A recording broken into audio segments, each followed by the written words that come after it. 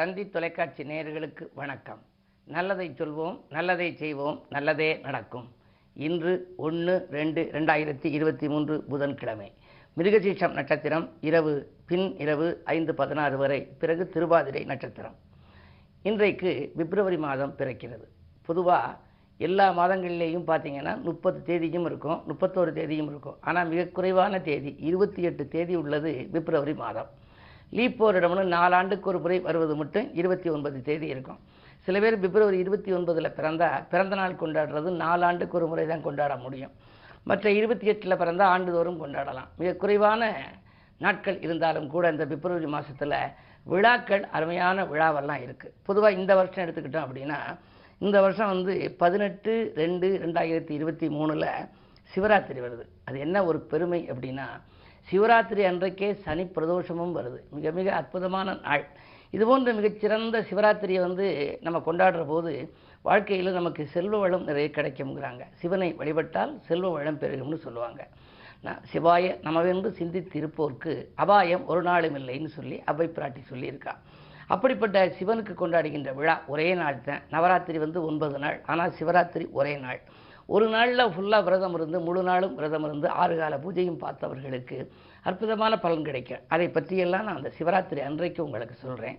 இன்றைக்கு நான் உங்களுக்கு சொல்கிற நல்ல கருத்து என்ன அப்படின்னா, இறைவனுக்கு வந்த நட்சத்திரங்களும் திதிகளும்ங்கிற பற்றி சொல்ல போகிறேன்.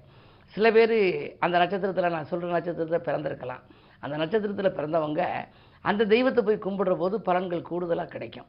பொதுவாக நட்சத்திரம் எதுக்கு அப்படி பார்க்குறோம் அப்படின்னா, அச்சமின்றி வாழ்வதற்கு உதவுவது நட்சத்திரம். விதியை மாற்றுகின்ற ஆற்றல் திதிக்கு உண்டு. அப்படி பார்க்குற போது மூல முதற் கடவுள் யார்? தும்பிக்கையான். தும்பிக்கையானை நம்பிக்கையோடு நாம் வழிபடுறோம். முதல்ல ஒரு பேப்பரில் எடுத்து எழுதுகிறோம், ஒரு காகிதத்தில் என்ன பிள்ளையார் சொல்லி போடுறோம். பிள்ளையார் சொல்லி போட்டு தொடங்குகிற காரியம் எல்லையில்லாத நற்பலன் கொடுக்குங்கிறாங்க. அந்த விநாயக பெருமானுக்கு உகந்த நட்சத்திரம் அஸ்தம் நட்சத்திரமும் அவருக்கு உகந்தது. மகம் நட்சத்திரமும் அவருக்கு உகந்தது. மகத்தில் பிறந்தவர்கள் ஜெகத்தை ஆழ்வார்களும்பாங்க. அதனால் மக நட்சத்திரத்தில் பிறந்தவங்க விநாயகரை கொண்டாடி வழிபடணுமா. விநாயகருக்கு உகந்த நட்சத்திரம் மகம். சரி, அவருக்கு உகந்த திதி எது அப்படின்னா சதுர்த்தி.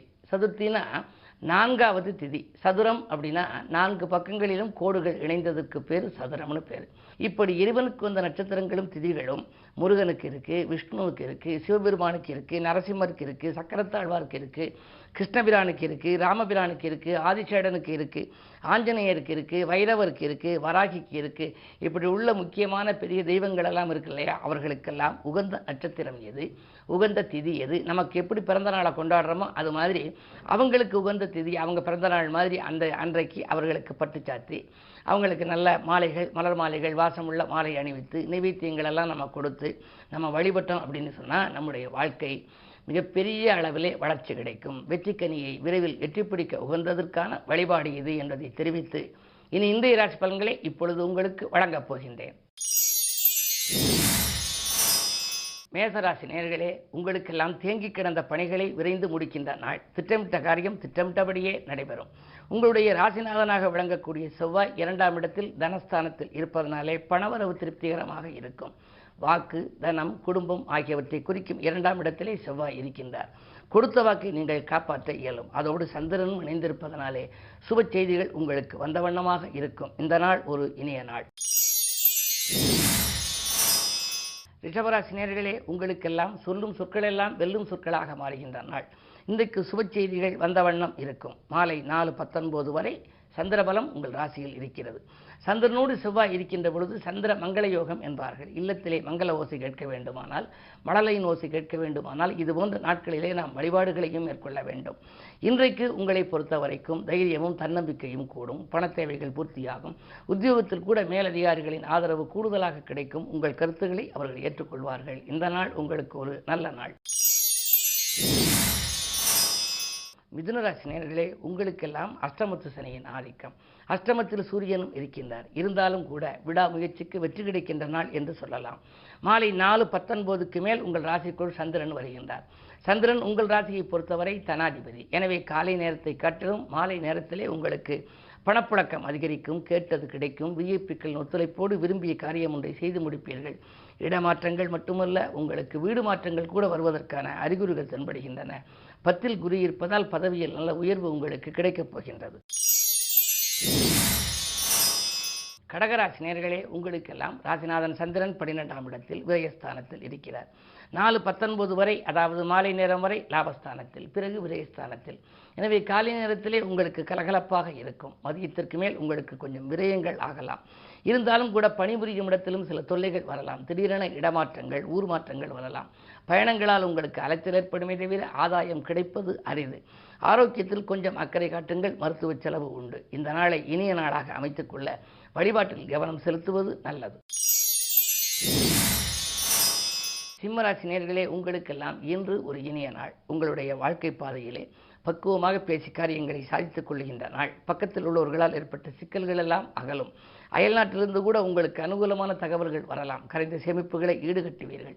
சகோதர ஒற்றுமை கூட பலப்படும். புதிய தொழிற்தொடங்கும் திட்டங்கள் நிறைவேறும். இந்த நாள் உங்களுக்கு ஒரு நல்ல நாள். கன்னிராசி நேயர்களே, உங்களுக்கு எண்ணங்கள் எளிதில் நிறைவேறும் நாள். பக்குவமாக பேசி காரியங்களை நீங்கள் சாதித்துக் கொள்வீர்கள். பக்கத்தில் உள்ளவர்கள் உங்களுக்கு பக்கபலமாக இருப்பார்கள். தெய்வ வழிபாட்டால் நீங்கள் திருப்தி காணுகின்ற நாள் என்று கூட சொல்லலாம். திட்டமிட்ட காரியங்கள் திட்டமிட்டபடி நடைபெற வேண்டும் என்று சொன்னால் குருவின் பார்வை வேண்டும். அந்த குரு இப்பொழுது உங்கள் ராசியை பார்க்கிறது. எனவே நீங்கள் இன்று எதற்கும் கவலைப்பட தேவையில்லை. பொருளாதாரம் திருப்திகரமாக இருக்கும். துலாம் ராசி நேயர்களே, உங்களுக்கு மாலை 4:19 வரை சந்திராஷ்டமம். எனவே காலை நேரத்திலே உங்களுக்கு கொஞ்சம் கவனமாக இருக்க வேண்டும். மதியத்திலும் 4:19 வரை, அதாவது மாலை நேரம் வரை கொஞ்சம் எச்சரிக்கையாக இருக்க வேண்டும். விரயங்கள் கூடுதலாக இருக்கும். எதிரிகளின் தொல்லை வரலாம். விலையுயர்ந்த பொருட்களை கையாளுவதிலே கவனம் செலுத்துங்கள். செவ்வாய் 8இல் இருப்பதால் வளர்ப்பு பிராணிகளிடம் கவனமாக இருக்க வேண்டும். தெருவில் செல்கின்ற பொழுதே ஏதேனும் எதிர்பாராத விதத்தில் சில பிரச்சனைகளை சந்திக்க நேரிடும். மிக மிக மிக கவனம் தேவைப்படுகின்ற நாள். விருச்சிக ராசி நேயர்களே, உங்களுக்கு இன்று காலை நேரம் கலகலப்பாக இருக்கும். மாலை நேரத்திலே சலசலப்பாக இருக்கும். காரணம், மாலை 4:19க்கு மேல் சந்திராஷ்டமம். எனவே மகிழ்ச்சி அதிகரிக்க வேண்டுமானால் மற்றவர்களை நீங்கள் கொஞ்சம் அனுசரித்துக் கொள்ள வேண்டும். மங்கள நிகழ்ச்சிகள் மனையில் நடைபெறுவதில் கொஞ்சம் தாமதங்கள் ஏற்படலாம். நட்பு பகையாகாமல் பார்த்துக் கொள்ளுங்கள். உறவினர்களுக்கு நீங்கள் உதவி செய்தால் கூட நன்மை செய்தாலும் அது தீமையாக தெரியும். எனவே பிறருக்கு பொறுப்பு சொல்வதை கூட தவிர்ப்பது நல்லது. ஏனென்றால் சந்திராஷ்டமம். சந்திரபலம் குறைகின்ற பொழுது யோசித்தும் இறைவனை பூசித்தும் இறை நாமத்தை வாசித்தும் செய்தால்தான் அன்றைய நாள் நல்ல நாளாக அமையும். தனுசு ராசி நேயர்களே, உங்களுக்கெல்லாம் புதனின் பலம் நன்றாக இருக்கிறது. தைரியத்தோடு செயல்பட்டு சாதனை படைக்கும் நாள் என்று சொல்லலாம். தக்க தருணத்திலே உங்களுக்கு நண்பர்கள் கை கொடுத்து உதவுவார்கள். தனஸ்தானத்திலே சனி சூரியன். எனவே ஒரு தொகை செலவழிந்த பின்னால் அடுத்த தொகை உங்கள் கரங்களிலே புரளும். அரசியல்வாதிகளாக இருந்தால் பொது வாழ்விலே புகழ் கூடும். அதே நேரத்தில் சனி 2இல் இருக்கிறாரே என்று நினைக்க வேண்டாம். சனி 2இல் இருப்பதனால் குடும்ப முன்னேற்றம் திருப்திகரமாகவே இருக்கும். சனியைப் போல கொடுப்பவன் இல்லை என்பார்கள். எனவே அந்த அளவுக்கு சனி 2இல் இருப்பதனாலே தேவைக்கேற்ற பணம் இன்றைக்கு உங்களுக்கு தேடி வரும். உத்தியோகத்தில் கூட உங்கள் கருத்துக்களை மேலதிகாரிகள் ஏற்றுக்கொள்வார்கள். தற்காலிக பணியில் உள்ளவர்கள் நிரந்தர பணியாக மாறும் வாய்ப்பும் உண்டு. மகர ராசி நேயர்களே, உங்களுக்கு கொஞ்சம் கவனத்தோடு செயல்பட வேண்டிய நேரம். சூரிய சனி சேர்க்கை இருக்கிறது. 2 பகை கிரகங்களின் சேர்க்கை இருக்கின்ற பொழுது மிக மிக மிக கவனத்தோடு தான் செயல்பட வேண்டும். குறிப்பாக சூரியன் சனி சேர்க்கை, வியாழன் சுக்கிரன் சேர்க்கை, சூரியன் ராகு சேர்க்கை, செவ்வாய் சனி சேர்க்கை எல்லாம் இருக்கின்ற பொழுது நீங்கள் எவ்வளவு திட்டமிட்டு செய்தாலும் திட்டமிட்ட காரியம் திசை மாறி செல்லும். மற்றவருக்கு நன்மை செய்தால் அது தீமையில் போய் முடியலாம். வீண் விரயங்களை சந்திக்கக்கூடிய சூழ்நிலை உருவாகும். எதிரிகளின் பலம் மேலோங்கி இருக்கும். இது போன்ற நாட்களிலே மிக மிக கவனத்தோடு நீங்கள் செயல்படுவதே நல்லது. கும்பராசி நேயர்களே, உங்களுக்கு விரயஸ்தானமும் வலுக்கிறது, தனஸ்தானமும் வலுவாக இருக்கிறது. தனஸ்தானத்திலே குரு இருப்பதால் தனவரவு வந்து கொண்டே இருக்கும். ஆனால் விரயஸ்தானத்தில் சனி சூரியன் இருப்பதால் விரயமும் உடனுக்குடன் ஆகும். பணம் வந்த மறுநிமிடமே செலவாகிறதே என்று கவலைப்படுவீர்கள். என்ன இருந்தாலும் புது முயற்சிகளில் உங்களுக்கு வெற்றி கிடைக்கலாம். சுக்கிரபலம் ராசியில் இருப்பதால் ஆடை ஆபரண சேர்க்கை உண்டு. விலை உயர்ந்த பொருட்களை வாங்குவதிலே கவனம் செலுத்துவீர்கள். அது மட்டுமல்ல, 2இலே குரு இருப்பதனாலே வீடு சம்பந்தப்பட்ட வகையில் ஏதேனும் இடம் வாங்கலாமா, மனை வாங்கலாமா, கட்டிய வீட்டை பழுது பார்க்கலாமா என்றெல்லாம் நீங்கள் நினைக்கலாம். சுப செலவுகள் அதிகரிக்கும் இந்த நாளில் ஒரு இனிய நாளாக அமைத்துக்கொள்ள இந்த கிழமையின் அடிப்படையில் புதன் என்பதனாலே பெருமாளை வழிபடுவது நல்லது. மீனராசி நேயர்களே, உங்களுக்கு ஜென்மத்திலே குரு, ஜென்மராமர் வனத்திலே என்பார்கள். எனவே உங்களுக்கு இன்று சவால்களை சந்திக்க வேண்டிய நாளாகவே அமைகின்றது. அது மட்டுமல்ல, சந்தித்த நண்பர்களால் சில சங்கடங்களையும் சந்திக்க நேரிடும். திடீரென்று உத்தியோகத்தில் பணி நீக்கம் சிலர் செய்யப்படலாம். இடமாற்றங்கள் வீடு மாற்றங்கள் வருவதற்கான அறிகுறிகள் தென்படுகின்றன.